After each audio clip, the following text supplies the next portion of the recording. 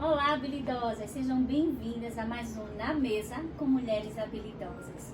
Estamos hoje com mais uma entrevista da nossa série Ressignificar.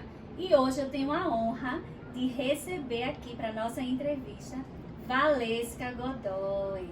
Valesca é publicitária de formação, hoje trabalha no mercado financeiro, é Master Coach, mãe de 2, uma mulher maravilhosa, poderosa em Deus, que vai edificar muito as nossas vidas.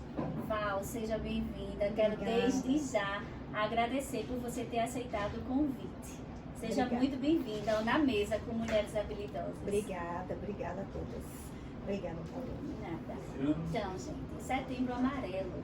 Val, a gente sabe, né, que o Setembro Amarelo, esse mês, foi reservado no mundo todo, ou melhor, no Brasil, né, para lembrar que existem pessoas querendo tirar suas vidas o tempo todo.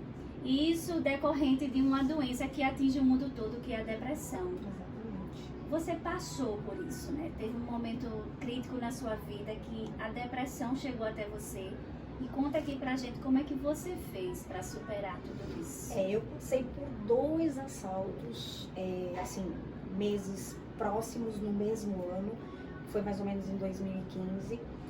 E um foi muito rápido, né, assim, assalto, mas assim, foi muito rápido. E o outro a gente ficou refém durante algumas horas. Então, assim, decorrente disso, eu fiquei, eu não tive depressão, mas eu fiquei depressiva e decorrente disso veio o estresse pós-traumático. Que ele é realmente assim, é aquele estado que você fica em alerta e que tudo te assusta, você chora muito. É muito parecido com a depressão em si, mas você fica num estado assim, muito debilitada, muito fragilizada, é tudo extremado, né? Então assim, o que eu fiz durante 2 anos, eu procurei ajuda, porque não existe você sair do buraco sozinho. Como foi que aconteceu esse assalto que você ficou refém? O que eles diziam? O que foi que você sentiu naquela hora? Primeiro que diziam que conhecia a minha família, onde meu filho estudava, com quem ele ficava, sabiam da minha rotina, a hora que eu saía, a hora que eu chegava. Ou seja, tinham estudado a minha vida. Se era mentira, se era verdade, a gente não tem como saber. Então você entra numa bolha de, na dúvida, é melhor eu não fazer nada. É melhor eu não sair de casa, é melhor eu ficar com medo, eu não dormia, porque eu tenho o meu filho mais velho, que eu moro só eu e ele, desde quando eu estava grávida. Então assim, eu me separei muito cedo do pai dele, e aí eu fiquei muito tempo só cuidando dele, vivendo a minha vida com ele. Então era muito difícil eu conseguir administrar, depois dos assaltos, essa vida a 2, eu e uma criança. Então assim, eu não dormia, eu só chorava. Então isso era, eu tinha uma babá na época, e eu praticamente durante uma semana depois desse assalto, que foi o pior, eu fiquei basicamente uma semana de licença em casa e eu não saía de casa. Também não deixei eles irem pra rua. Ficou todo mundo dentro de casa, porque eu fiquei num estado crítico de medo, assustada, apavorada e achando que tinha alguém lá fora olhando pra mim, sabendo da minha vida, onde eu ia. Então isso tudo era assustador. Todo esse processo que você levou, passou quanto tempo para você começar a se sentir segura e começar de novo a viver? Porque depois disso veio ir para o psiquiatra. Então, qualquer pessoa que esteja passando nesse momento por qualquer situação, primeiro de tudo, tenha muita fé, mas depois saiba que tem que ser acompanhado por um profissional. Existem profissionais excelentes, então assim, é você se permitir a ser cuidada, a ser ajudada. Alguém estender a mão para você e você caminhar junto. Porque ninguém consegue sair de uma depressão, de um estresse pós-traumático, de uma situação de trauma, porque isso gera um trauma. Eu fiquei traumatizada, então eu precisava, e eu não tinha, e detalhe, que eu não tenho família, pai, mãe, família de sangue aqui em Recife. Então era só eu e o Guilherme nessa época, e a babá. Então assim, era muito difícil estar nessa situação e ainda estar sozinha. Até para ir num supermercado gerava pânico. Pânico. Andava com o Guilherme praticamente... Você falou no início que foram 2 assaltos. Foram 2 assaltos. O primeiro foi muito rápido. Entraram no lugar onde eu estava, entraram e assaltaram. Era uma instituição financeira que você trabalhava. Aí entraram, roubaram e saíram. E o segundo também foi na instituição financeira que fizeram refém. Exatamente. Passou muito tempo como 45 minutos. Nossa. 45 minutos. Foi só você ou tem outras pessoas? Não, muita gente. Muita gente. Que conforme... Terror total. Foi um terror total.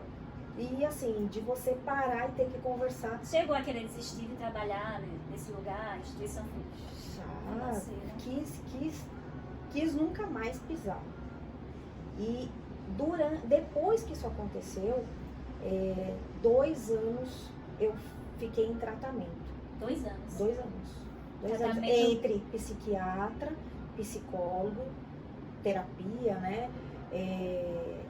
Consegui sair de casa de novo, porque nesses 2 anos eu fiquei em casa. Eu fiquei em tratamento, eu entrei pelo INSS por motivo psicológico e era claro e evidente o transtorno que eu vivia. Como é que você fez assim para superar? Assim, qual foi o momento que você caiu na real e disse assim, meu Deus, eu tô vivendo refém de mim mesma, eu tô em casa direto, eu tô sem vida, eu não consigo sair na rua sem pensar naquilo que me aconteceu. Qual foi o momento que você decidiu romper com isso? O momento que eu decidi romper foi exatamente quando eu tive que voltar a trabalhar. Sim. Porque eu tive depois que... de 2 anos. Quando estava completando 2 anos, eu tive que me preparar psicologicamente para voltar a trabalhar. E voltar a trabalhar era realmente uma coisa necessária para eu poder me testar. Para eu testar até onde estava o meu limite. Teve dias de eu chegar na frente de uma instituição financeira e gritar e chorar, ligar para minha psiquiatra e não respirar. E assim, imagina você morando sozinha com uma criança, e criança é alegria o tempo inteiro, né? Sim. E aí você faz o que com a alegria? Da criança. Fala, não, agora você fica aí que eu estou triste, acabada, depressiva. Não. E você fica aí com a sua alegria. Eu costumo dizer que a gente não tem esse direito, né? Aí não tem o direito de ficar triste, né? Então assim, todos os dias era uma luta, né? Todos os dias era aquela luta de... eu tenho uma criança, ela precisa de mim, eu preciso levantar, eu preciso levar ela para a escola, eu preciso viver, mas quando eu levava para a escola, voltava, eu chorava, desabava, não conseguia sair de casa, saía de casa o necessário. Nessa época, a pessoa que trabalhava comigo me ajudava muito, então assim, ela buscava ele, levava para as outras coisas e eu tinha como poder respirar um pouco e tentar fazer outras coisas, como ir para academia, ir fazer algum curso. Mas durante quase uns 2 anos eu fiquei praticamente em casa. Achou que não ia conseguir superar esse trauma? Ah, na hora, o tempo inteiro, você, por mais que... eu digo que é uma linha de dor, é uma faca de 2 gumes, porque é uma linha muito tênue de você estar depressiva e você querer sair dali. Você fica o tempo inteiro lutando com você mesmo. Eu quero fazer isso, mas eu não consigo. Eu preciso fazer isso, mas eu não consigo. Como era a Valesca antes dos assaltos? Tu se considerava uma mulher forte, uma mulher que encarava tudo, ousada? Sempre forte, ousada, trabalhava, viajava, saía de noite, de madrugada, sem medo pra nada. Engraçado que a gente não procura, né? As coisas parecem que vêm, cai no seu colo e você não está preparada, mas tem que enfrentar. Ninguém pede para passar por um assalto, ninguém pede para passar por um trauma, por um atropelamento, por um roubo, por uma doença. Ninguém pede para passar por nada disso, né? No teu caso não foi só o assalto, né? foram os traumas que vieram que esse pós-assalto. causou. Porque eu não dormia mais, né? Eu não dormia mais. Eu tenho insônia, eu ainda tenho, eu luto, brigo com a insônia desde 2015. Morava sozinha. Foi eu me permitir, né, depois, durante esse período, porque na verdade eu nunca me conformei com o fato de estar naquela condição. Porque assim, eu olhava pra mim, eu tive uma psicóloga muito legal, que ela fez um cálculo comigo simples. Quanto tempo você tem de trabalho na vida? Eu falei, uns 20 anos. Aí ela falou, nesses 20 anos, quantos assaltos você passou? 2. Divide por 20 anos. Então era assim, a situação era muito pequena diante de uma vida inteira. E aquilo ficou na minha cabeça. E todas as vezes que eu lutava com aquilo, eu preciso sair disso, eu preciso fazer outras coisas, eu preciso viver, eu preciso criar coragem, eu preciso, sabe, levar meu filho para uma festa, eu preciso ir numa festa, num casamento, e eu preciso fazer isso sozinha com ele. Voltar a viver. É muito tendencioso a gente valorizar aquilo que nos faz mal. Exatamente. A gente, porque assim, na verdade, assim, quem está passando pelo problema não consegue ver a solução. Aí por isso que eu falo pra você, existe uma linha muito tênue entre você querer fazer uma coisa e você não conseguir. Você precisa decidir todos os dias quando acorda, eu preciso sair dessa situação. O decidir já é meio caminho andado. Aí como você vai fazer... Não é nem o primeiro passo, né? Não, já é meio caminho andado. Meio caminho andado, porque você decide... Muita gente para porque não decide. E ainda assim, longe da família. Longe da família, sozinha, né? Aí você fala assim... Sem uma proteção. Aí você fala assim, Deus, o que o Senhor quer de mim? Porque você só pode perguntar pra ele, o que o Senhor quer de mim? Porque quando você tá só, lutando, mas você tem forças, é mais fácil. E quando você tá sem força, quem vai lutar por você? E quando você não tem rede de apoio? Exatamente. Porque eu tinha que continuar trabalhando.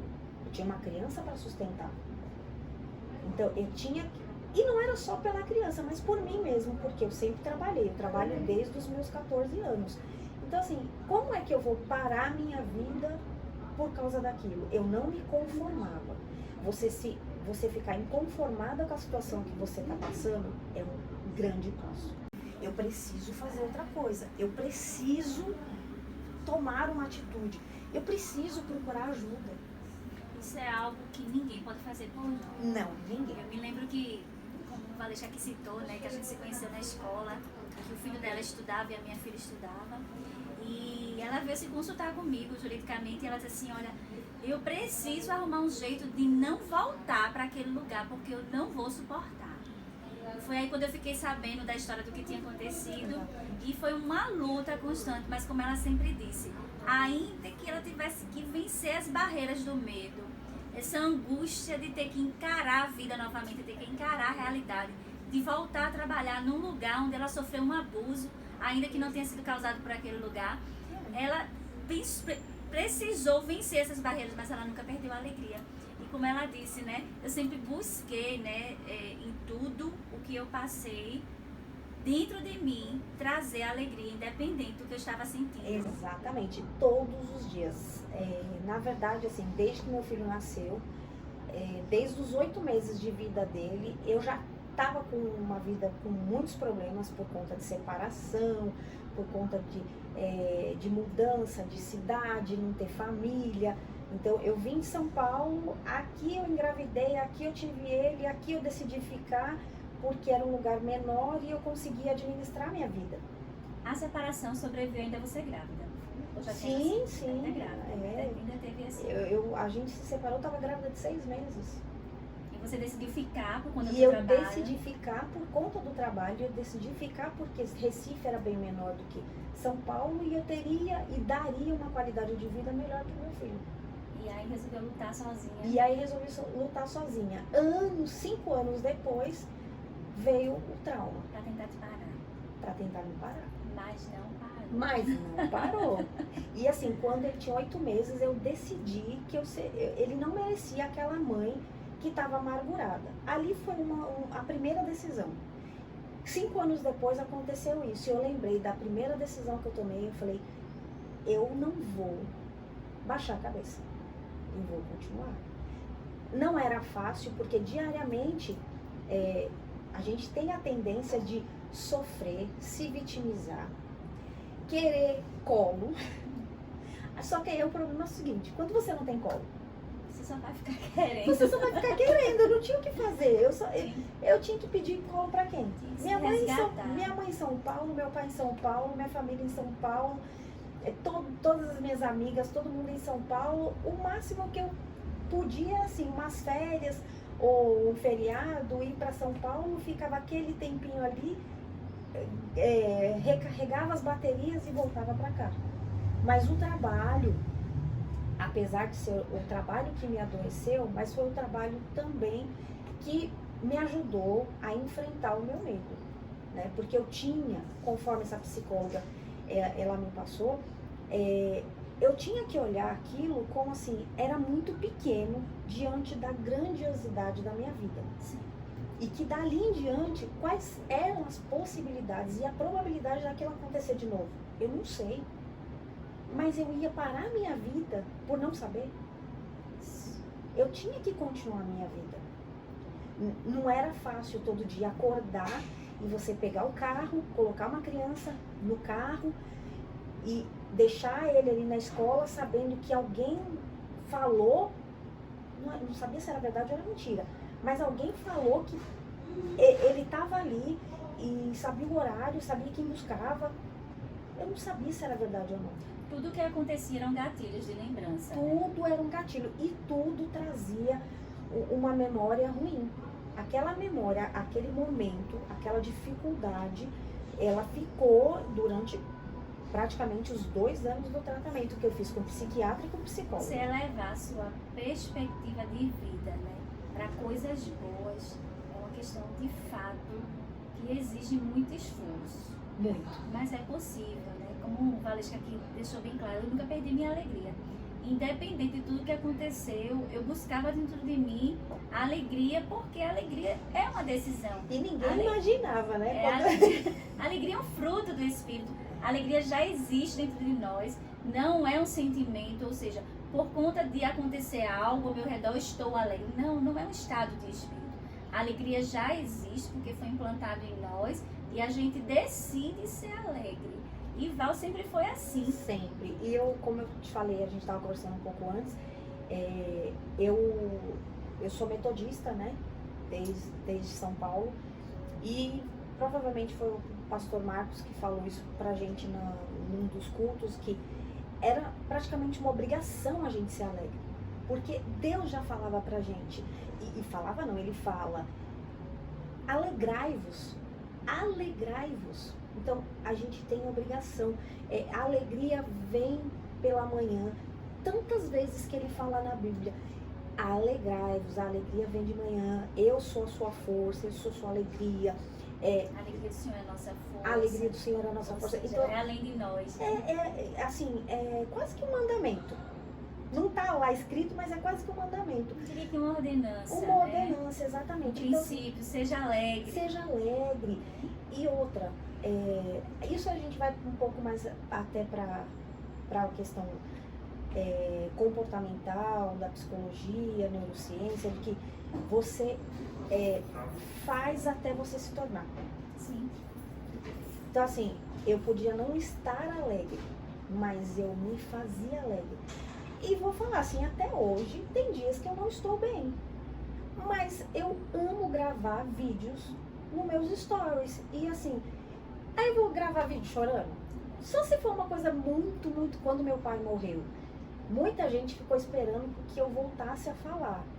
E eu passei uma semana, eu falei, eu estou em luto e vou ficar em luto. Sim. Quando eu puder, eu vou voltar a falar. Quando eu falei, eu chorei. E eu falei, eu tô chorando porque vocês me conhecem, são pessoas amigas, são pessoas que me seguem. E que assim, eu chorei agora porque vocês me conhecem. Então assim, vocês sabem do que eu tô passando. Quem já perdeu um pai ou uma mãe sabe como que é. Ninguém, não tem, acho que, sei lá, tem dor pior, tem. Você perdeu um filho. Mas eu não perdi um filho, graças a Deus. Mas perdi um pai, que era minha paixão.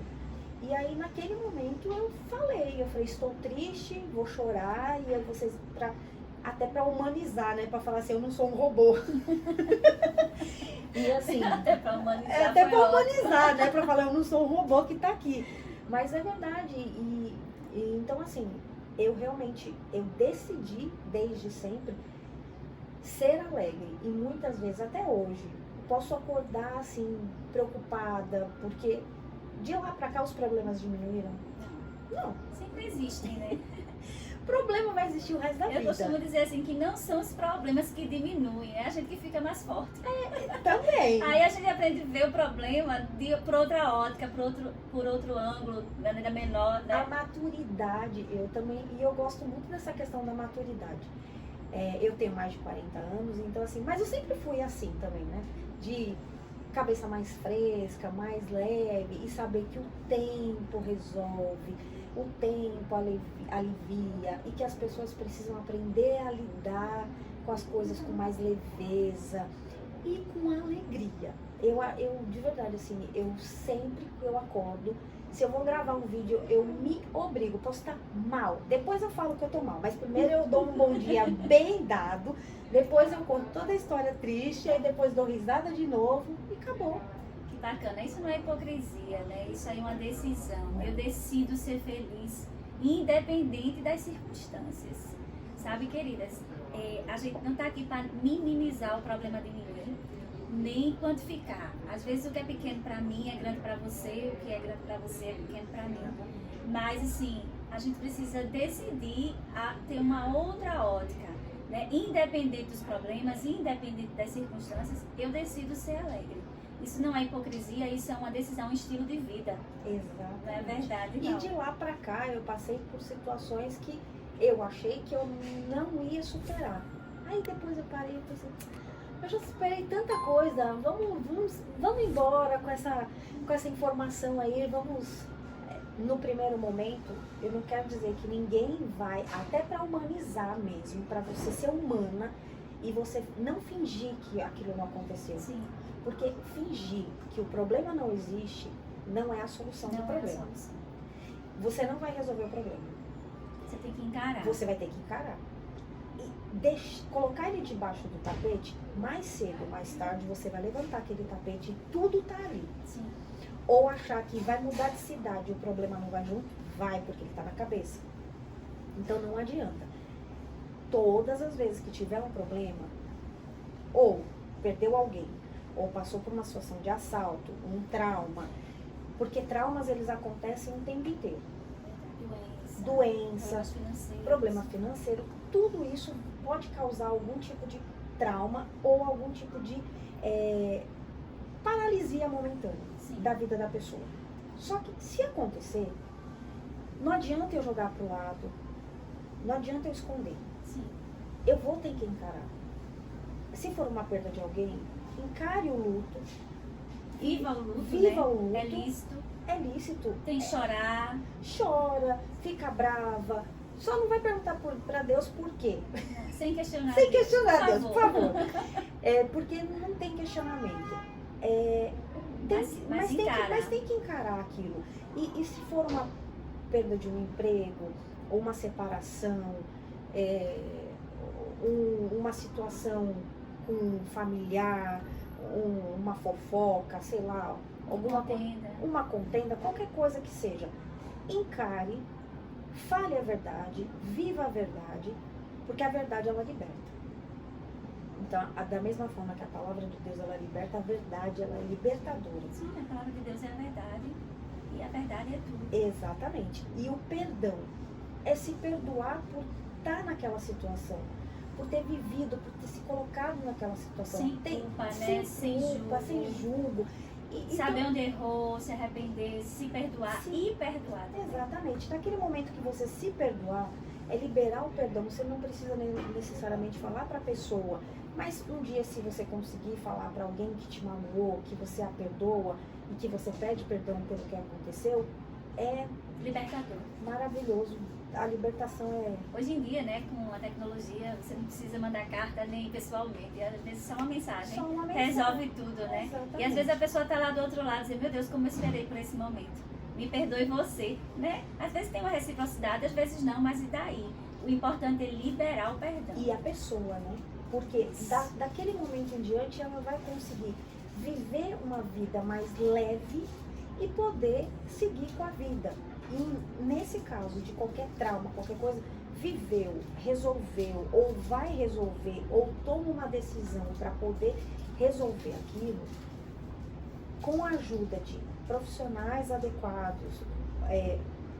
Muita gente tem, você tem um público que é evangélico, então assim, tem um pastor, tem um discipulado, tem uma mentoria religiosa. Isso tem que, a gente tem que lembrar que a gente não é sozinho. Né? Sim, nós somos interdependentes, né? As pessoas se iludem quando dizem assim, eu consigo resolver tudo sozinho. Essa independência é a maior dependência que uma pessoa pode ter. Porque Deus nos criou para dependermos uns dos outros. Isso se chama interdependência. Seja de um profissional, seja de um irmão na igreja, seja de uma amiga. Um intercessor, né? Exato. Uma pessoa que vai interceder por você. É tão bom, né? É muito bom ter alguém que vai falar, vai conversar com Deus junto com você para falar assim, olha, ela não consegue agora, mas eu estou conversando com ela e junto com o Senhor para dar força. Isso. E ter sempre a visão de que a promessa é tudo passa. Tudo Só o nosso passa. espírito é eterno. Há um tempo determinado para todas as coisas debaixo do céu e na terra. Então, assim, a palavra diz, tende por motivo de grande alegria o passardes por provações, porque isso produz peso de glória, isso vai edificar a sua fé. Eu tenho problema, você tem problema, está expondo o seu problema, está expondo um processo, né, que você passou. Você aí do lado, a gente sabe que você tem problema, ninguém está isento disso. Mas o que a gente quer te passar hoje é que você pode ver isso com outros olhos. Você pode dar um novo sentido à sua vida, buscar aquilo que te dá prazer, buscar aquilo que te traz satisfação, se reinventar. E foi isso que aconteceu com você, né, Val? E também parar de ver notícia ruim. Ah, isso é uma boa dica. Para de ver Isso notícia ruim. Isso não traz alegria. Não traz Você alegria. vai amanhecer o dia já assistindo um repórter de notícia ruim. Não faz isso. Assim, eu vou me atualizar para ver o trânsito. Veja o trânsito e vai embora. Faça algo que lhe traga alegria. Ajuda. Escuta um louvor, escuta uma mensagem. Tem pessoas como você que está na internet e que estão trazendo mensagens positivas de ajuda, de conhecimento. Isso. Então, assim, veja coisas boas. É verdade. Isso Não ajuda fica- não muito fica no processo de libertação. Principalmente quem está passando por um processo de depressão, um processo, algum trauma, estresse pós-traumático, uma separação, uma perda, qualquer problema que você esteja passando, quanto mais notícia ruim você vê, pior você fica. É verdade, sem dúvida, isso aí já é fato. Agora eu quero saber, Val, você precisou se reinventar, né? Ela já disse aqui, já tem mais de 40 e abriu os olhos para o novo, casou novamente, tem uma bebezinha. Tá quanto tempo, Bruna? 1 ano e 3. 1 ano e 3 meses, que também é o motivo da insônia dela, não? A gente dorme, ela acorda várias vezes, aí aproveita que a mãe já tá acordada, a gente conversa. Pronto, arrumou a Aí companhia. o pai fala assim, ó, pega ela e vai embora, porque vocês se entendem. Vocês não dormem, mas eu preciso Vocês dormir. não dormem, eu preciso dormir. E fala assim, você trabalha? Trabalho. Mas fazer o quê? Eu falei, o meu organismo, infelizmente, ele teve uma parte ruim, que ele se adaptou ao ruim da insônia. Mas tudo é um processo, Mas eu creio isso que isso ainda vai... Mas assim, não deixei de jeito nenhum de ter uma boa alimentação, de ir pra academia, de ver coisas boas. De vez em quando eu quero me vitimizar, claro que eu quero, agora porque eu tenho marido, eu falo, quero carinho. Aí ele tá trabalhando, não pode dar carinho. Pronto, aí ele passa a vontade. Aí pede tá pra Bruna, Aí Bruna aí também não quer, pega o brinquedo, sai. não, ela gosta muito de mexer no cabelo, então ela fica assim, mexendo no meu cabelo, pronto, já é um carinho, tá bom, filho, tá bom. Aceito. Aceito. Mas o meu mais velho, ele todo dia de manhã, ele criou um hábito Sim. que eu ensinei pra ele. Um abraço de 40 segundos. Oh, que coisa boa. É um abraço. Abraço duradouro. É um abraço, mas assim, a gente fala 40 segundos porque é uma das ferramentas do coaching. Sim. Então, assim, quando a gente abraça, A gente não conta, eu de vez em quando falo pra ele fala, mamãe, me abraça. Todo dia de manhã ele pede um abraço. Às vezes eu esqueço, mas ele não esquece. Coisa linda. Porque aquilo faz bem pra ele. Coisa linda. Então, assim, todo dia de manhã, ou o dia inteiro, se ele puder me abraçar o dia inteiro, ele tá me abraçando. Já tá adolescente, né? Porque ele sabe que o abraço salva vidas. Coisa linda. E aí, Abrace mais. abrace mais, elogiem, de coração. Não precisa elogiar por falsidade, não. Fala, a De pessoa preferência, tá, né? Seja sincero. Seja sincero. Se a pessoa tá bonita, a pessoa tá bonita. Se ela tem alguma coisa que é legal, elogie. Não Ou- fica olhando só pra defeito, Como né? hoje aqui, recebida com essa mesa maravilhosa e tá maravilhosa. Oh. Então, assim, ser grato. Agora, Val, deixa eu te perguntar. Hoje, como é que você se definiria?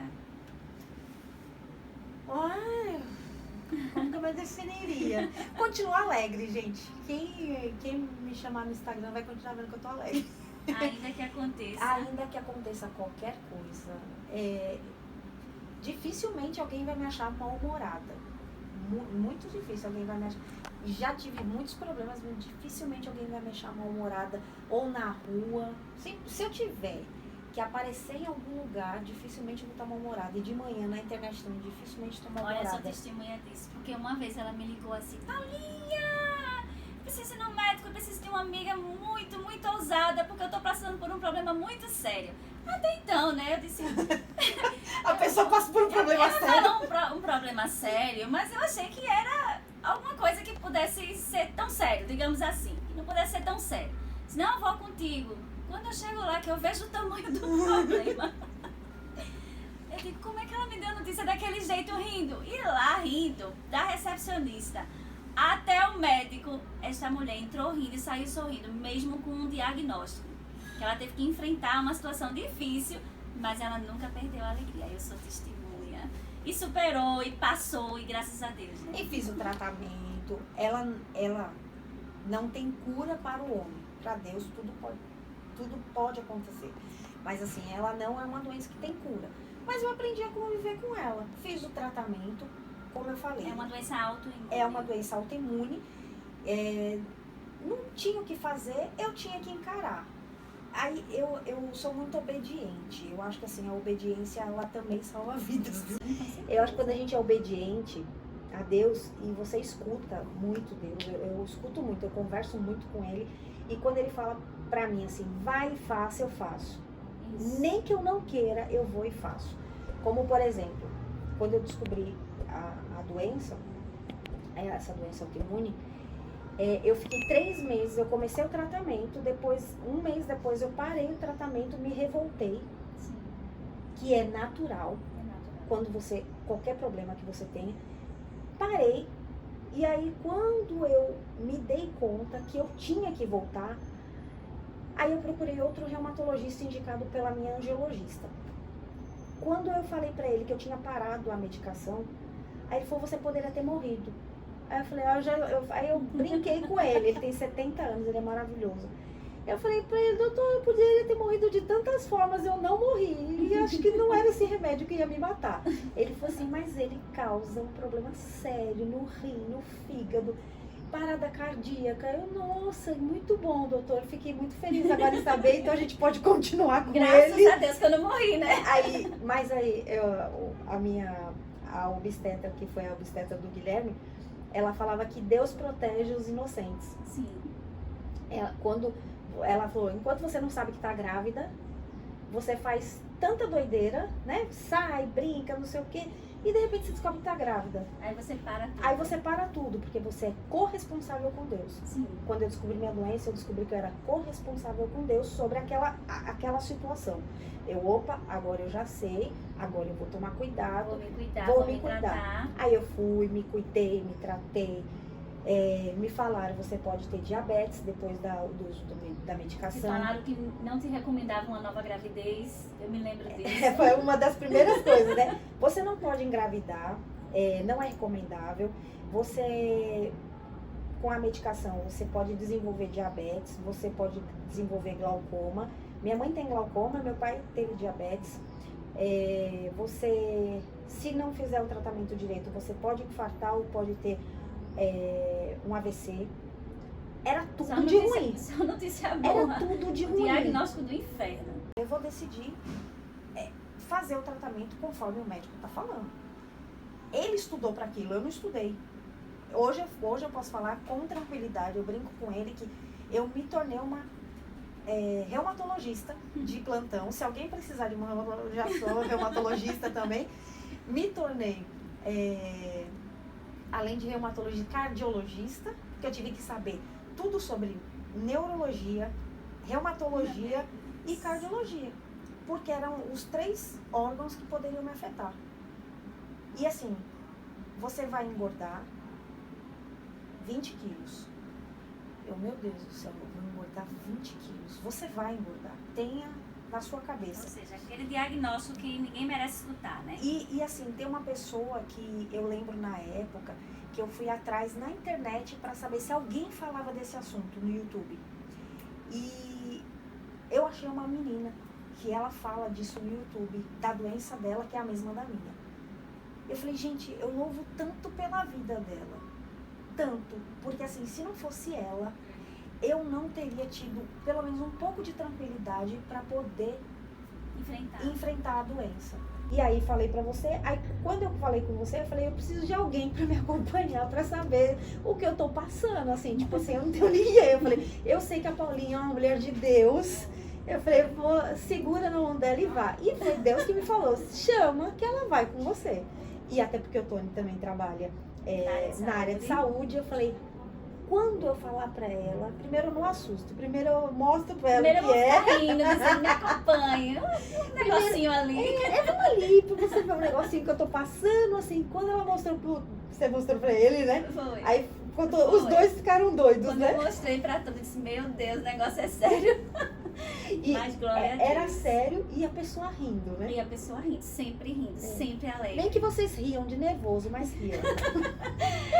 É melhor rir do que chorar. Chorar acaba com a maquiagem, mulheres, né? Acaba com a maquiagem. Envelhece. Rir também envelhece um pouco, viu, gente? Eu sou prova viva. Mas assim, chorar, aí traz aquela melancolia. Eu não tenho muita paciência com a tristeza, não. Que bom. Não tenho. Confesso que não tenho. Não tenho paciência de ver aquela coisa assim, ou alguém se sentindo pena de mim porque eu tô naquela situação. Se for pra sentir pena, deixa que eu sinto pena, eu mesmo choro, eu mesmo resolvo. E aí eu mesmo volto a ficar alegre e acabou. Ninguém precisa saber do que eu passei. Isso é uma dádiva, é uma graça que tem. E tem muita Deus. gente que... uma das coisas legais também é assim, quando você tem um problema, converse com alguém que realmente queira teu bem. Sim. Porque muita gente fala que vai te dar a mão ou pode contar comigo quando você precisar. Mas na verdade, as pessoas não estão preparadas para ajudar o outro.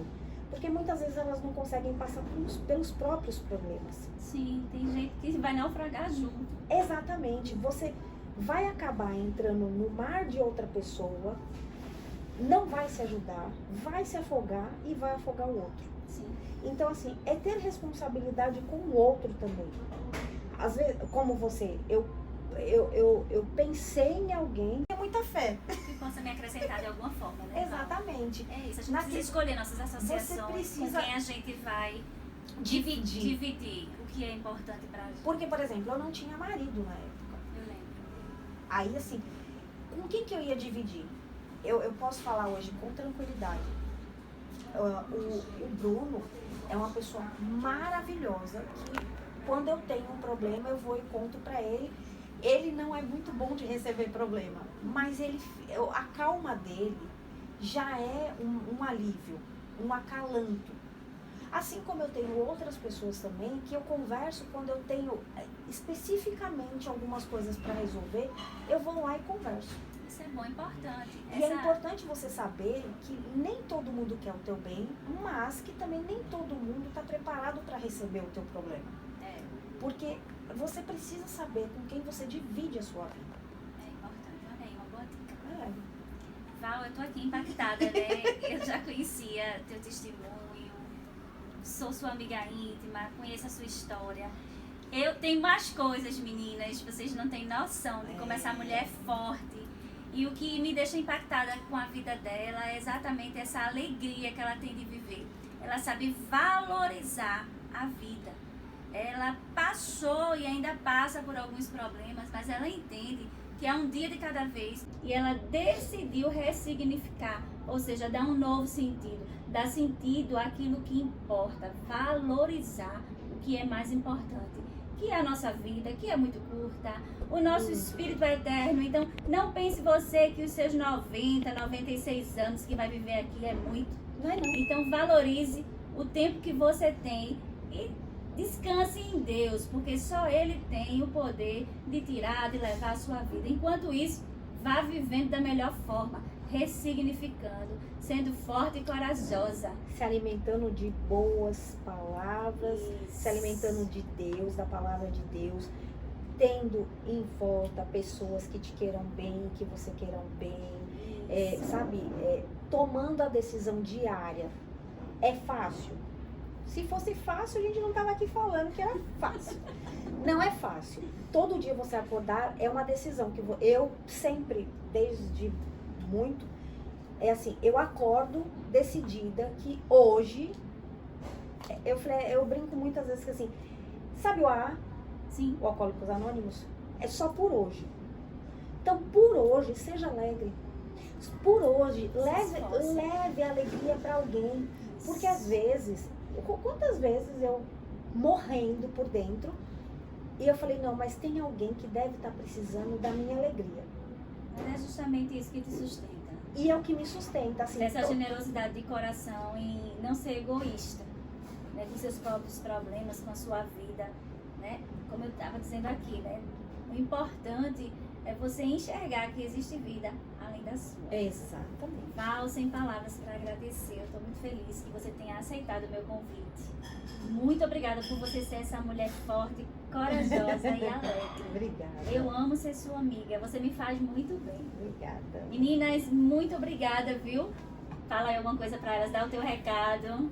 Eu queria dar um recado para vocês, sejam fortes, corajosas, alegres e levem uma vida mais leve, com menos preocupações, assim, as preocupações são diárias, as lutas são diárias, mas assim, a vitória é certa.